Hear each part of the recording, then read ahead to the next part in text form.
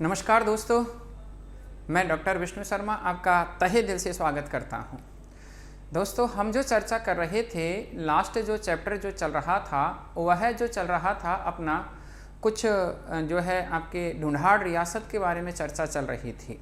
ढूंढाड़ रियासत के बारे में जो है चर्चा चल रही थी और ढूंढाड़ रियासत के बारे में जो हम चर्चा कर रहे थे तो उसमें हमने जो है चर्चा किया था कि ढूंढाड़ रियासत जो है उस ढूंढाड़ रियासत में कैसे यहाँ पर कछवाहा वंश की स्थापना हुई थी और कछवाहा वंश की स्थापना के बाद में यहाँ पर कैसे जो है आगे जो है यहाँ पर ये वंश चला था। तो कछवाहा वंश की स्थापना मैंने आपको बताई थी कि 1137 में यहाँ पर आपके कछवाहा वंश की स्थापना हो जाती है और उसके बाद में यहाँ पर तेजकरण करके या दूल्हे राय जिनको कहा जाता है वह कछवाहा वंश की स्थापना करते हैं और उसके बाद में हम उनके कई जो है उत्तराधिकारी यहाँ पर जो है यहाँ पर शासक बनते हैं। आगे चल कर के कई पीढ़ियों के बाद में यहाँ पर जो शासन जो आता है वो भारमल के जो है उसमें आ जाता है। तो हम आज जो चर्चा कर रहे हैं इस चैप्टर में वह जो चर्चा करेंगे भारमल। तो भारमल के यहाँ से हम चर्चा स्टार्ट करते हैं मित्रों। और भारमल की बात करें तो यहाँ से जो चर्चा जो स्टार्ट होती है, हम जो चर्चा का जो विषय है आज और वो है आपके भारमल। भारमल जो है इसके बारे में चर्चा कर रहे हैं। भारमल की बात करें तो भारमल या इनको बिहारी मल के नाम से भी जो है पुकारा गया है। भारमल या बिहारी मल, भारमल कह लीजिएगा या बिहारी मल कह लीजिएगा। इनका मित्रों शासनकाल जो रहा था, भारमल या बिहारी मल का जो शासनकाल जो रहा था वह जो रहा था आपके 1500 और इनका शासनकाल जो स्टार्ट होता है 47 से लेकर के 1573 ईस्वी तक इनका शासनकाल रहता है। 73 तक जो है ये शासक रहते हैं भारमल या बिहारी मल। भारमल या बिहारी मल की बात करें तो इनका शासनकाल जो स्टार्ट होता है वह जो होता है 47 से लेकर के 73 तक जो है ये शासक रहते हैं भारमल या बिहारी मल। मित्रों, सबसे पहली बात तो इनकी हम बात करें तो ये जो हैं आपके भारमल जो हैं ये आस्करण को पराजित करके, आस्करण जो है इस आस्करण, ये आस्करण जो है इस आस्करण को जो है पराजित करके, आस्करण जो है इनको इन्होंने पराजित किया था। आस्करण को ये पराजित करके और आपके यहाँ के शासक बनते हैं, पराजित कर और ये आमेर के शासक बने थे। आमेर के जो शासक जो बनते हैं वो आस्करण को पराजित करके ये आमेर के शासक बनते हैं। आमेर के शासक जो है ये आस्करण को पराजित करके और आमेर के शासक बन जाते हैं। तो अब यहाँ पर ये जो है आस्करण जो है मित्रों, ये यहाँ से क्या होते हैं नाराज होकर के और आस्करण जो है ये कहाँ चले जाते हैं, ये दिल्ली दरबार में चले जाते हैं। कहने का मतलब ये दिल्ली दरबार में जो है मुगल सेवा में चले जाते हैं। दिल्ली दरबार दिल्ली कोर्ट में चले जाते हैं और दिल्ली कोर्ट में वहाँ ये जो है मुगल सेवा में जा कर के और वहाँ पर आमेर के शासन को पुनः प्राप्त करने का प्रयास करने लगते हैं। राइट। इससे पहले आपको ये पता ही होगा कि ये जब आमेर के शासक बनते हैं कौन, आपके भारमल या बिहारी मल, इससे पूर्व अगर इनकी बात करते हैं तो आपको ये पता है कि ये इससे पहले मौजमाबाद के शासक हुआ करते थे, जहाँ सांगा शासन करते थे। राणा सांगा नहीं, मैंने आपको बताया था इसके पिछले अध्याय में आप देखेंगे तो वहाँ मैंने आपको बताया कि यहाँ जब राणा सांगा जो है शासन करते थे तो वहीं पर ये मौजमाबाद के ये शासक बनते हैं।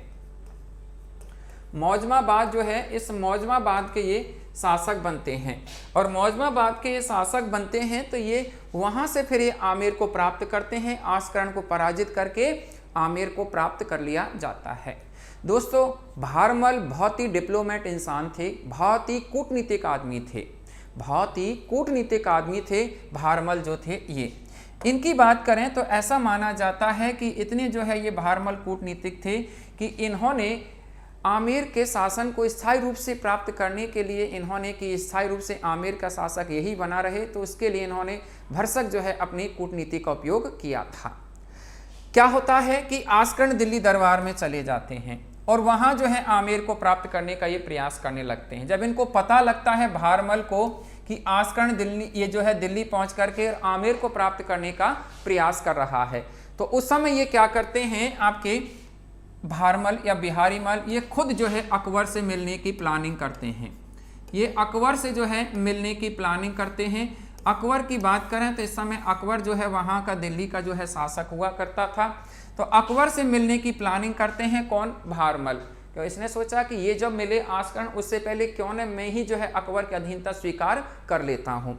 ऐसी प्लानिंग करके भारमल जो है अकबर से मिलने की योजनाएं बनाता है। तो ऐसा मानते हैं कि ये जो है इससे अकबर से प्रथम बार मिलने के लिए जो है इससे फर्स्ट टाइम जो है ये मिलने के लिए आपके दिल्ली जाता है। और दिल्ली में जाकर के और वहाँ पर ऐसा मानते हैं कि हुमायूं जो है, हुमायूं जो थे, हुमायूं के सेनापति थे और उनकी बात करें तो उनका जो नाम मिलता है वह मिलता है मजनू खां। हुमायूं के सेनापति थे मजनू खां। इस मजनू खां से दोस्ती करता है कौन? भारमल या बिहारी मल।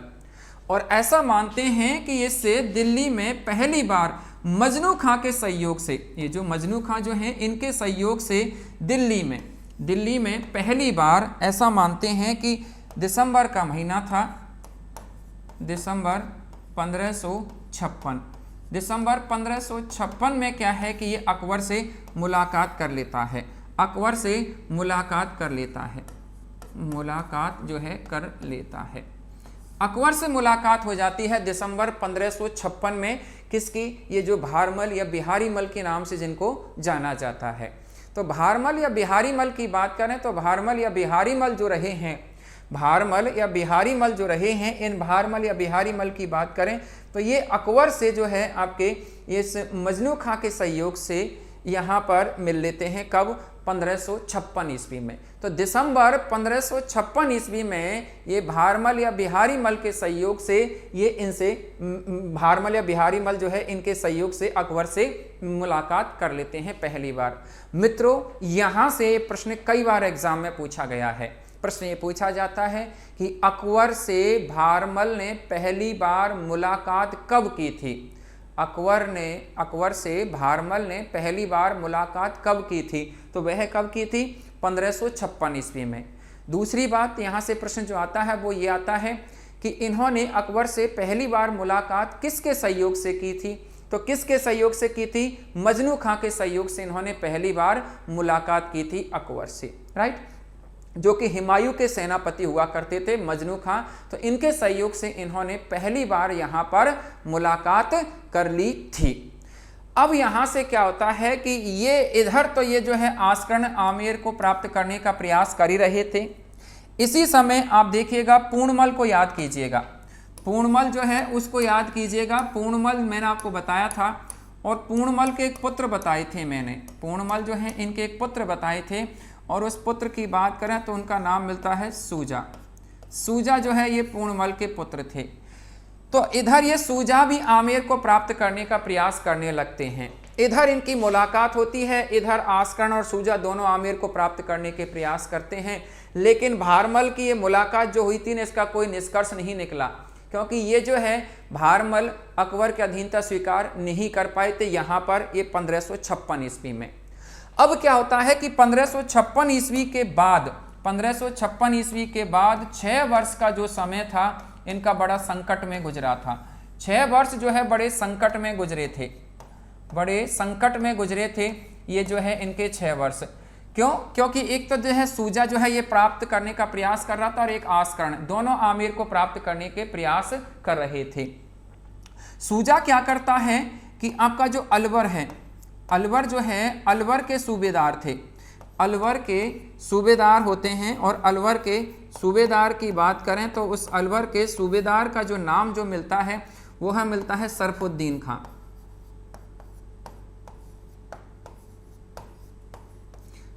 सरफुद्दीन खां अलवर के ये जो है सूबेदार होते हैं सरफुद्दीन खां। तो अलवर के सूबेदार सरफुद्दीन खां जो हैं, इस अलवर के सूबेदार सरफुद्दीन खां ये अकबर के बहुत ही निकट जो है संबंधी थे। यूँ कह लीजिएगा कि अकबर के दोस्त थे, ये अकबर के दोस्त थे। ये जो है सरफुद्दीन खां, ये कहाँ के सूबेदार थे? अलवर के। अकबर इनकी बात को बहुत वेटेज देता था, विशेष जो है इन पर बात पर अमल करता था। तो ये जो है सूजा इससे मिल जाता है, किससे मिलता है? सरफुद्दीन खां से। क्यों? क्या इसका मकसद था कि इससे मिलकर के ये अकबर से मिलना चाह रहा था और अकबर से मिलकर के ये इस भारमल को यहाँ से हटा करके आमेर को प्राप्त करना चाह रहा था। तो ऐसा ये बीच में यहाँ पर धर्म संकट चलता है, ये 6 वर्ष का ड्यूरेशन निकल जाता है। ये भारमल यहाँ शासक बने रहते हैं, लेकिन इनका शासन बड़ा संकट में गुजरता है, यहाँ से बहुत ही संकट में गुजरता है इनका शासन यहाँ से। जब 6 वर्ष का समय गुजर गया तो 6 वर्ष बाद में क्या होता है कि यहाँ इनकी किस्मत ने जोर पकड़ा, इनकी किस्मत ने जोर पकड़ा था। ये जो बात करें तो आपके भारमल या बिहारीमल जो थे इनकी, और बात पहुंचती है वह जो पहुंचती है आपके देखिएगा 20 जनवरी की बात है, 20 जनवरी 1562 की बात है, 20 जनवरी 1562 की बात है। इस समय क्या होता है साहब, अकबर जो हैं, इस समय क्या होता है कि अकबर जो हैं, अकबर की बात करें तो अकबर जो हैं इस समय अजमेर यात्रा पर जाते हैं। ये जो है आपके अजमेर जो है यात्रा पर जाते हैं, अजमेर यात्रा पर जाते हैं, मीन्स अजमेर दरगाह में जियारत करने जाते हैं। क्यों?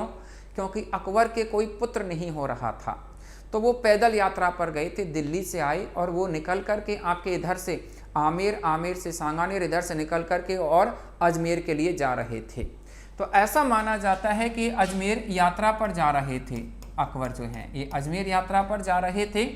अब क्या होता है 20 जनवरी को सांगानेर जो है, सांगानेर जो है, इस सांगानेर की बात करें तो यहाँ अकबर ने पड़ाव डाला था अपना, सांगानेर में पड़ाव डाला था। तो भारमल जो हैं, भारमल जो हैं, इस भारमल ने क्या किया कि भारमल जो हैं, इस भारमल ने यहाँ पर सांगानेर में अकबर से एक बार पुनः जो है मुलाकात कर ली थी यहाँ पर, और वह कब 20 जनवरी 1562 को। और यहाँ पर ये मुलाकात जो की थी वह अकबर के एक सेनापति थे और उसका नाम मिलता है चगताई खां। क्या नाम मिलता है? चगताई खां। चगताई खां जो है ये इनका जो है ये सेनापति था अकबर का। तो ये चगताई खां जो है अकबर का सेनापति था। तो इस अकबर के सेनापति चगताई खां के सहयोग से भारमल ने अकबर से एक बार पुनः मुलाकात कर ली थी, और वह कहाँ कर ली थी? सांगानेर में। और कब की थी? 20 जनवरी को। और यहाँ पर ये भारमल जो हैं, इस भारमल ने यहाँ पर क्या रख दिया था?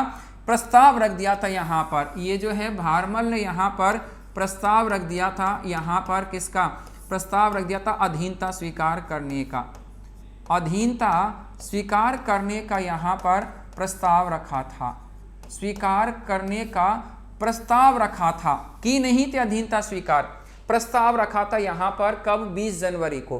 तो देखिएगा मित्रों, यहाँ से फिर एक बार प्रश्न और बनता है, और प्रश्न ये बनता है कि भारमल ने अकबर से दूसरी बार मुलाकात कब की थी? भारमल ने अकबर से दूसरी बार मुलाकात कब की थी? तो वह की थी 20 जनवरी 1562 को, और वो जो की थी आपके यहाँ पर कहाँ की थी? सांगानेर में। यहाँ नेक्स्ट प्रश्न बनता है किसके सहयोग से की थी? चगताई खां के सहयोग से की थी। और यहाँ पर ये नीचू का, और यहाँ पर इन्होंने अधीनता स्वीकार करने का प्रस्ताव रख दिया था। तो ये यहाँ पर अधीनता स्वीकार करने का प्रस्ताव रख देते हैं।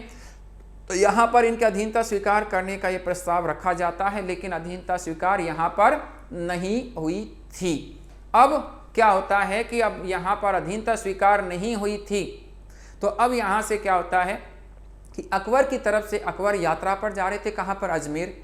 तो अकबर की तरफ से इसको ग्रीन सिग्नल मिल गया होगा, हरा सिग्नल जो है मिल गया कि हाँ भाई ठीक है, हम जो है आपको अधीनता स्वीकार, मतलब आपको जो है अपना अधीन जो है मान लेंगे। तो ऐसा इसको जो है यहाँ से कुछ सिंबल मिल चुका था। अब क्या होता है कि ये जो है अकबर जो है ये अजमेर से लौटता है, अजमेर से लौटे थे यहाँ पर। तो अजमेर से लौटते समय यहाँ पर बात करें तो वह जो समय था, वो जो समय था अजमेर से लौटते समय, वो था आपके 6 फरवरी 1562 की बात है। 6 फरवरी 1562 में क्या होता है कि भारमल जो है आपके अकबर का सांभर जो है, सांभर जो स्थान जो है यहाँ पर सांभर में इनका भव्य स्वागत करता है, भव्य स्वागत करता है यहाँ पर 6 फरवरी को। और यहीं पर ही ये क्या करता है कि अकबर की अधीनता स्वीकार कर लेता है। यहीं पर ये क्या करता है? भारमल अकबर की अधीनता स्वीकार कर लेता है, अकबर की अधीनता स्वीकार कर लेता है, अकबर की अधीनता स्वीकार कर लेता है। तो देखिएगा यहाँ से फिर एक जो है प्रश्न बनता है कि भारमल ने अकबर की अधीनता कहाँ पर स्वीकार की थी। तो भारमल जो है, भारमल ने अकबर की अधीनता जो स्वीकार की थी वह जो की थी आपके कहाँ पर, सांभर में जो है इन्होंने अधीनता स्वीकार की थी। ये जो सांभर जो है आपके यहाँ पर, और वह कब की थी, 6 फरवरी 1562 को भारमल ने अकबर की अधीनता स्वीकार कर ली थी, जो राजस्थान के पहले शासक हैं जिन्होंने मुगलों की अधीनता स्वीकार की थी।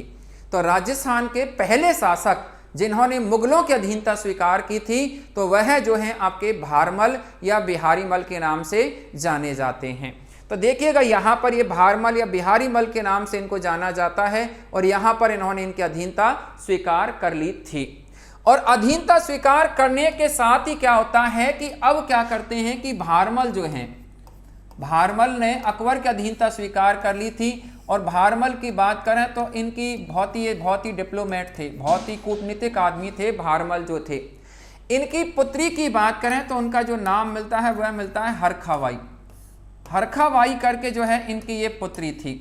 हरखाबाई की बात करें तो ऐसा मानते हैं कि इन्होंने सोचा भारमल ने कि अकबर के कोई पुत्र नहीं हो रहा है, क्यों न इस चीज़ का फायदा उठाया जाए, क्यों न मैं अपनी पुत्री का विवाह इसके साथ कर देता हूँ, जिससे आगे अगर इनके पुत्र हुआ कोई भी तो वो मेरी पुत्री के अगर पुत्र हुआ तो वह जो पुत्र हुआ तो वही कहाँ बनेगा, मुगल शासक बनेगा। तो ऐसी योजना बनाकर के भारमल ने वहीं पर ही सांभर में इमीडिएट प्रभाव से वहीं 6 फरवरी 1562 को सांभर में हरखाबाई का विवाह किसके साथ में कर दिया था, अकबर के साथ में जो है विवाह कर देते हैं। इस हरखाबाई का विवाह जो कर दिया जाता है, विवाह जो कर दिया जाता है वह अकबर के साथ में कर दिया जाता है। अकबर के साथ में इनका विवाह कर दिया साहब यहाँ पर, और अकबर के साथ में विवाह जो कर दिया था तो यहाँ इनका जो विवाह होता है वो 6 फरवरी को ही होता है। 6 फरवरी 1562 में जो है इनका यहाँ पर ये जो है विवाह हो जाता है अकबर के साथ में। हरखाबाई को इतिहास में मरियम उजमानी के नाम से भी पुकारा गया है।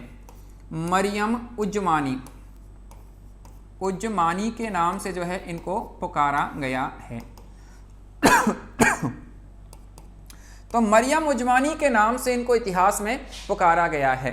मरियम उजमानी जो है इस नाम से इनको हरखाबाई को पुकारा गया है। यहाँ पर ये जो भारमल की बात करें तो इनकी पुत्री थी हरखाबाई, जिनको फिल्मों में जोधा दिखा रखा है, जो कि जोधा इनका नाम नहीं था, इतिहास में ऐसा कहीं उल्लेख नहीं मिलता है।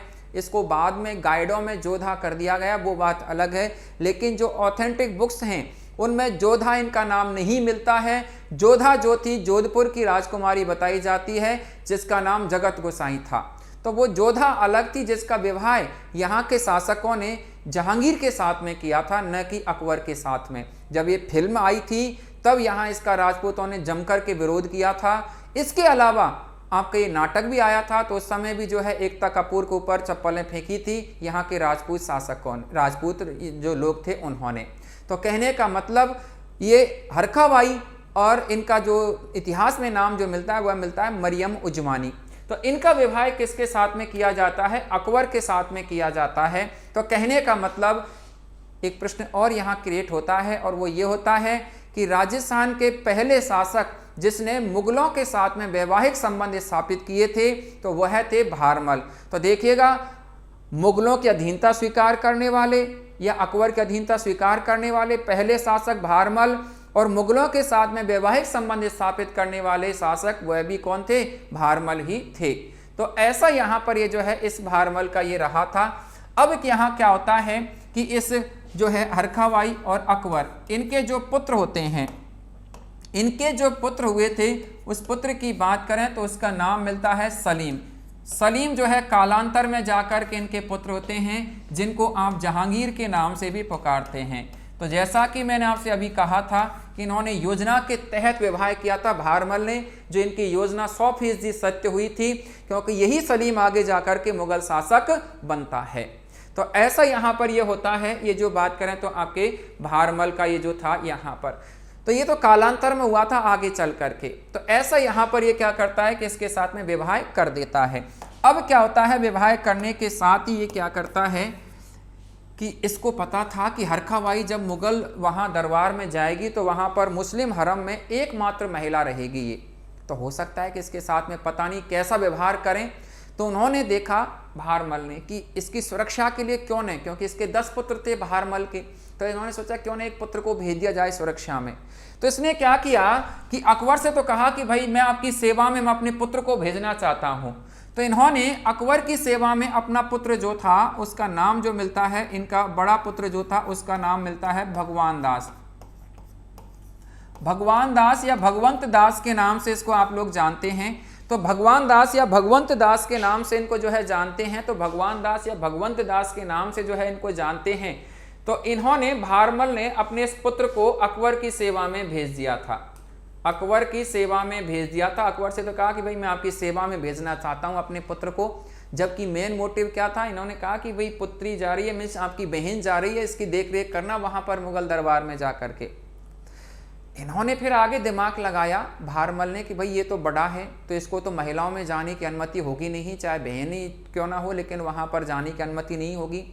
तो इन्होंने क्या किया कि फिर दिमाग लगाया, और फिर दिमाग लगा करके इनके पुत्र थे, इनके पुत्र बताए जाते हैं, रियल पुत्र नहीं थे, दत्तक पुत्र थे इनके, और उनका नाम जो मिलता है वह मिलता है मानसिंह। मानसिंह फर्स्ट करके जो है ये इनका नाम मिलता है। मानसिंह फर्स्ट उस समय 12 वर्ष के थे, उस समय ये 12 वर्ष के थे।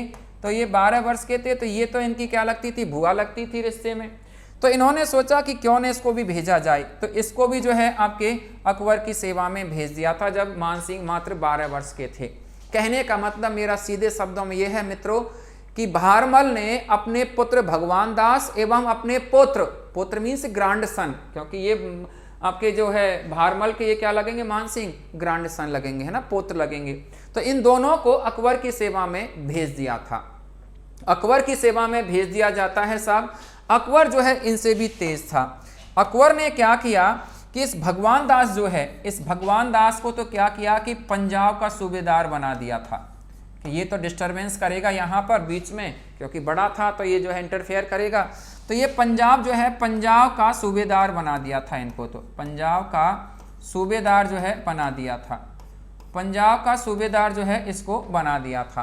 तो पंजाब का सूबेदार बना दिया था साहब इसको, और पंजाब का सूबेदार बनाने के साथ ही यहाँ पर क्या हुआ कि ये तो पंजाब के सूबेदार बना दिए जाते हैं भगवान दास को, और इसको जो है अपने पुत्र के समान मान करके और इसको मुगल दरबार में ही रख लिया था।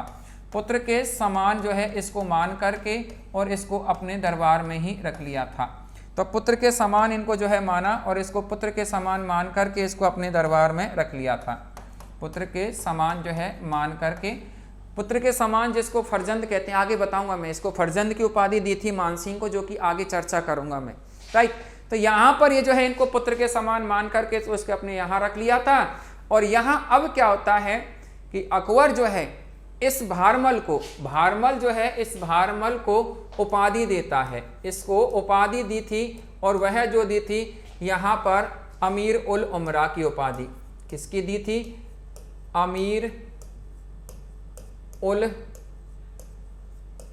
उमरा, अमीर उल उमरा की और राजा की, ये जो है इसको ये टाइटल दिए थे। ये जो बात करें तो किसको, यहाँ पर ये आपके ये जो रहे हैं, तो अमीर उल उमरा की जो है इनको ये उपाधि दे दी थी, अमीर उल उमरा की जो है इनको उपाधि दे दी थी, और इसके अलावा राजा की उपाधि दी थी। अमीर उल उमरा का मतलब था राजाओं में श्रेष्ठ राजा, अमीर उल उमरा जो है इसकी उपाधि इनको दे दी थी। तो अमीर उल उमरा की और जो है राजा की इनको जो है उपाधि दे दी थी, ये जो बात करें तो बहारमल को, और वह किसने दी थी, अकबर के द्वारा ये इनको उपाधि दी गई थी। तो ये प्रश्न भी कई बार पूछा गया है कि बहारमल को अमीर उल उमरा की उपाधि किसने प्रदान की थी। तो अमीर उल उमरा की जो प्रदान की थी वह की थी अकबर ने, अकबर ने इनको अमीर उल उमरा और राजा की जो है इनको उपाधियां प्रदान कर दी थी, राइट।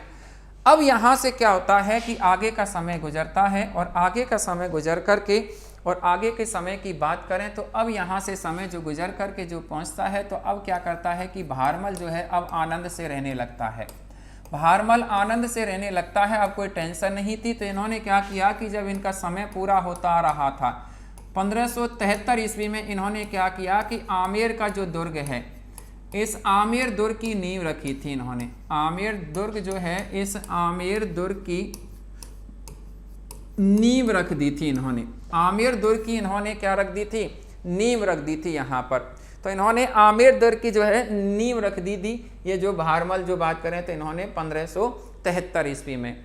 तो 1573 ईस्वी में इन्होंने आमेर दुर्ग जो है, इस आमेर दुर्ग की नींव रख दी थी और 73 में ही इनकी क्या हो जाती है? भारमल की मृत्यु हो जाती है। मृत्यु हो जाती है और इनकी जो छतरी जो बनी हुई है, इनकी जो छतरी जो बनी हुई है वह आपके गैटौर में जो है इनकी छतरी बनी हुई है। तो गैटौर में जो है इनकी छतरी बनी हुई है भारमल की, ये जो है आपके। तो ऐसा रहा था भारमल का शासनकाल या बिहारी मल का शासनकाल। तो यहाँ से देखिएगा 2-3 प्रश्न हैं, उनको कई बार एग्जाम में रिपीट किया गया है मित्रों। एक तो जो है वो प्रश्न की मुगलों का अधीनता स्वीकार करने वाले, दूसरा प्रश्न मुगलों के साथ वैवाहिक संबंध स्थापित करने वाले, तीसरा प्रश्न कि इनको उपाधि अमीर उल उमरा की किसने प्रदान की थी। तो ऐसे यहाँ से प्रश्न जो है कई बार यहाँ से पूछे गए हैं, ये जो हैं राइट। अब हम जो है आगे चर्चा करते हैं एक नवीन शासक के बारे में। तो अब यहाँ से जो एक नए शासक जो बनते हैं वह जो है इनके पुत्र, और इनके 10 पुत्रों में से ज्येष्ठ पुत्र जो थे वो थे भगवान दास या आपके भगवंत दास के नाम से उनको जो है पुकारा जाता है। तो भगवान दास या भगवंत दास के नाम से उनको पुकारते हैं। तो अब जो शासक जो बनते हैं भगवान दास या भगवंत दास के नाम से जो है पुकारा जाता है। तो देखिएगा मित्रों, अब हम यहाँ पर शासक जो बनते हैं भगवान दास या इनको भगवंत दास के नाम से जो है पुकारा गया है। भगवंत दास के नाम से इनको जो है पुकारा गया है। भगवान दास या भगवंत दास के नाम से जो है इनको पुकारा गया है। इनका शासनकाल जो रहा था मित्रों, वह शासनकाल जो रहा है इनका वो स्टार्ट होता है 1573 से इनका शासनकाल स्टार्ट होता है, जो 89 तक जो है ये शासक रहते हैं। 89 तक जो है ये शासक के रूप में रहते हैं। ये जो बात करें तो आपके भगवान दास जो हैं ये, ठीक है। इनकी बात करते हैं तो देखिएगा मित्रों, सबसे पहली बात तो आप यूँ कह सकते हैं कि आप जो हैं भगवान दास जो हैं इनकी बात करें तो ये जो हैं भारमल के पुत्र थे। भारमल जो है भारमल के पुत्र थे ये, राइट। तो भारमल के पुत्र थे ये जो है भगवान दास जो है ये, ठीक है। इनकी बात करें तो ऐसा मानते हैं कि ये जो है भारमल के जो पुत्र थे, तो जब शासक जब बने थे तो उस समय ये शासक बने थे उस समय ये पंजाब के सूबेदार हुआ करते थे। ये पंजाब जो है पंजाब के सूबेदार थे। ये प्रश्न कई बार पूछा गया है मित्रों। ये पंजाब के सूबेदार थे इस समय जब ये शासक बने थे उस समय। ये प्रश्न कई बार एग्जाम में पूछा गया है कि जब ये शासक बने थे तो ये कहाँ के सूबेदार थे। तो जैसा कि मैंने आपसे कहा कि अकबर ने इनको उस समय जब अकबर की सेवा में भेजे जाते हैं इनके पिताजी के द्वारा, तो अकबर ने इनको पंजाब की सूबेदारी दे दी थी। मीन्स पंजाब का चीफ इनको जो है बना दिया था। अब यहाँ पर ये क्या होता है कि ये जो अपने पिताजी के पद चिन्हों पर चलते हैं और पिताजी के पद चिन्हों पर चल कर के क्या करते हैं कि इनकी एक पुत्री थी और उस पुत्री की बात करें तो उसका जो नाम मिलता है वो नाम मिलता है मानवाई या मानीबाई के नाम से उसको पुकारा गया है। मानवाई या मानीबाई के नाम से इसको जो है पुकारा गया है। तो मानवाई या मानीबाई के नाम से इसको जो है पुकारा गया है। ये जो बात करें तो आपके यहाँ पर तो मानवाई या मानीबाई के नाम से इनको पुकारा गया है। तो इसने क्या किया कि इस मानवाई जो है इसको इतिहास में सुल्तान निस्सा कहा गया है। इसको इतिहास में सुल्तान निस्सा कहा गया है। सुल्तान निस्सा के नाम से जो है इसको पुकारा गया है। सुल्तान निस्सा के नाम से इसको जो है पुकारा गया है। तो इस मानवाई या मानीबाई का इन्होंने जो विवाह जो कर दिया था, मानवाई या मानीबाई का जो विवाह कर दिया था वह जो कर दिया था जहांगीर के साथ में। जहांगीर के साथ में कर दिया था मित्रों। तो जहांगीर के साथ में जो है इनका ये विवाह कर देते हैं मानवाई या मानीवाई का। रिश्ते की यहाँ पर बात करें तो यहाँ पर देखिएगा रिश्ता कुछ यहाँ पर अजीब ही था। अगर वैसे बात करें तो मामा बुआ के होए ये, तो मामा बुआ के आपस में बहन भाई लगते हैं, तो ये आपस में अगर बात करें तो बहन भाई थे, लेकिन यहाँ पर ये इनके शादी कर दी थी। यहाँ पर रिश्ते जो हैं ये कुछ उनको दरकिनार रखते हुए और यहाँ इनकी ये शादी कर दी जाती है। तो अब यहाँ पर इनकी शादी हो गई, और शादी हो गई तो इनके आगे चल कर के इन दोनों के जो पुत्र हुआ था उस पुत्र की बात करें तो उसका जो नाम जो मिलता है वह जो मिलता है अमीर खुसरो। अमीर खुसरो करके जो है ये जो है पुत्र होता है, अमीर खुसरो जो है ये पुत्र होता है। एक्चुअल में विवाह जो किया गया था वह तो 1580 में जो है इनका विवाह हो जाता है। ये 1580 में इनका जो है विवाह यहाँ पर इनका हो जाता है जहांगीर का और आपके मानीबाई का। अमीर खुसरो इनके जो है पुत्र होता है।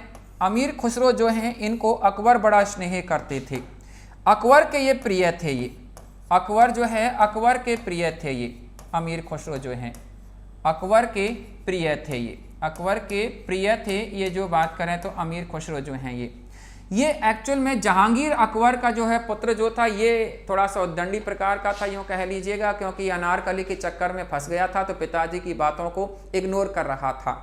तो अकबर ने अपना उत्तराधिकारी किसे एक तरह से घोषित कर दिया था, अमीर खुसरो को घोषित कर दिया था।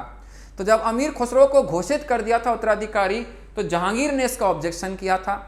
तो ऐसा मानते हैं कि इस बात को लेकर के मानीबाई जो है अपने पति की बातों में आकर के, कहने का मतलब इनके तो जहांगीर पति थे, तो इन पति की बातों में आकर के और मानीबाई इसको क्या कर देती है, जहर दे देती है किसको, अमीर खुसरो को। तो अमीर खुसरो जो है ये मानीबाई जो है इसको जहर दे देती है, और जहर दे करके और 1602 ईस्वी में जहर दे करके और इसकी हत्या कर देती है, इसकी हत्या कर देती है मानीबाई 1602 ईस्वी में अमीर खुसरो की। इसके लिए लाइन साफ करने के लिए, किसके लिए, ये जो है आपके जहांगीर जो हैं इस जहांगीर के लिए लाइन साफ करने के लिए ये यहाँ पर ये क्या करती है कि इसकी हत्या कर देती है। तो अमीर खुसरो की जो है ये हत्या कर देती है जहांगीर को एकदम क्लीन लाइन देने के लिए कि भाई शासक जहांगीर ही बनना चाहिए, तो इस कारण इसकी हत्या कर दी जाती है। तो ये इतिहास में मानीबाई जो हैं, ये इतिहास में मानीबाई जो हैं, ये इतिहास में मानीबाई पुत्र हंता माता कहलाती हैं। इसी कारण पुत्र हंता माता, पुत्र हंता माता के नाम से इनको इतिहास में जाना जाता है। तो पुत्र हंता माता के नाम से जानी जाती हैं ये जो है आपके मानीबाई जो हैं ये। और इसी के साथ में मानीबाई ने भी जो है आत्महत्या कर ली थी। इस सुल्तान निसा या मानीबाई ने भी क्या कर लिया था, आत्महत्या इन्होंने कर ली थी। तो मानीबाई या मानबाई जो हैं इन्होंने आत्महत्या कर ली थी यहाँ पर। तो ऐसे यहाँ पर ये चैप्टर तो हो गया क्लोज। तो इस प्रकार का एक चैप्टर चला था, ये जो मैंने आपको बताया था कि अमीर खुसरो जो है अकबर के बड़े प्रिय हो गए थे। तो अकबर ने इसको अपना उत्तराधिकारी एक तरह से घोषित कर दिया था पहले से कि मेरे बाद में उत्तराधिकारी जो बनेगा वो अमीर खुसरो बनेगा। जिस बात को लेकर के जहांगीर नाराज थे, तो जहांगीर नाराज थे तो यहाँ पर ये क्या करती है, मानीबाई इसके अपने पुत्र की जहर दे करके हत्या कर देती है। तो ऐसा यहाँ पर ये कार्य होता है। अब यहाँ से बात आगे बढ़ती है, तो यहाँ से बात आगे बढ़ती है, तो अब यहाँ से बात आगे बढ़ कर के और बात जो पहुँचती है, यहाँ से जो बात आगे बढ़ी थी तो बात जो पहुँची थी आगे की बात करें तो यहाँ से जो बात आगे बढ़ कर के जो पहुँचती है बात, अब क्या होता है कि आपके जो भारमल जो ये भगवान दास जो थे, भगवान दास जो हैं, भगवान दास की बात करें तो अब क्या होता है कि इनको भगवान दास को अकबर जो हैं, भगवान दास को अकबर जो हैं ये अकबर ने इनको लाहौर का सूबेदार नियुक्त कर दिया था। कहाँ का, लाहौर का, लाहौर का जो है इनको सूबेदार बना दिया जाता है। लाहौर का सूबेदार इनको जो है बना दिया जाता है, ये जो भगवान दास जो हैं इनको। तो भगवान दास जो हैं, इस भगवान दास को अकबर ने लाहौर का सूबेदार बना दिया था इनके अंतिम समय में। इधर बात करें तो ये भगवान दास जो हैं इनके कोई रियल सन नहीं था, इनके कोई खास पुत्र नहीं था। इन्होंने जो गोद लिया था, इन्होंने अपना गोद जो लिया था, गोद लिया था पुत्र, और वह लिया था कौन? मान सिंह। मान सिंह इन्होंने गोद लिया था, मान सिंह इन्होंने गोद लिया था, जो कि मान सिंह फर्स्ट के नाम से जाने जाते हैं।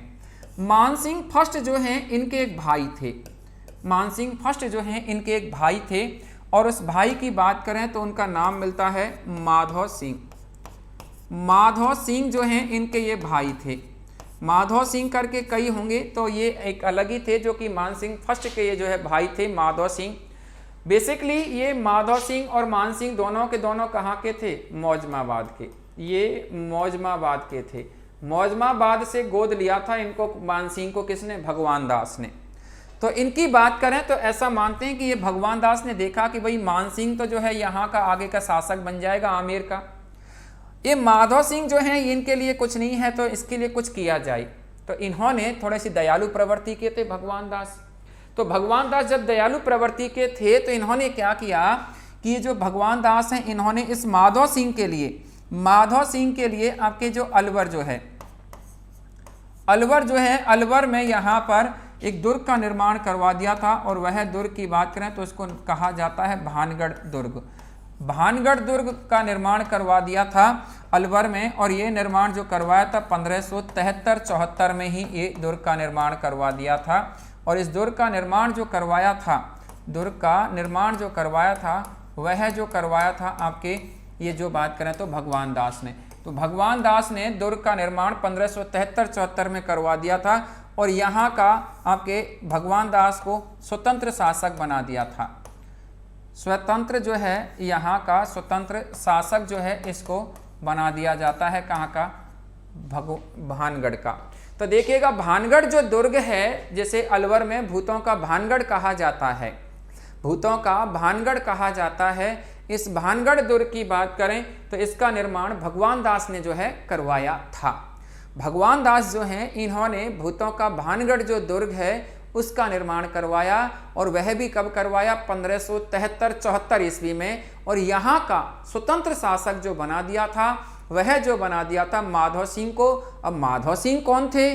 माधव सिंह की बात करें तो मान सिंह फर्स्ट के भाई थे, और मान सिंह फर्स्ट जो थे भगवान दास के दत्तक पुत्र थे, जो कि इन्होंने मौजमाबाद से गोद लिए थे। तो मौजमाबाद से गोद लिए जाते हैं, तो ऐसा यहाँ पर ये कारनामा होता है। इधर बात करें तो देखिएगा यहाँ पर ये जो है आपके लाहौर के सूबेदार होते हैं। तो लाहौर के सूबेदार होते हैं, तो ऐसा मानते हैं कि ये ऐसा यहाँ पर 1589 में 89 में ये जो है आपके यहाँ पर लाहौर में ही इनकी क्या हो जाती है? मृत्यु हो जाती है।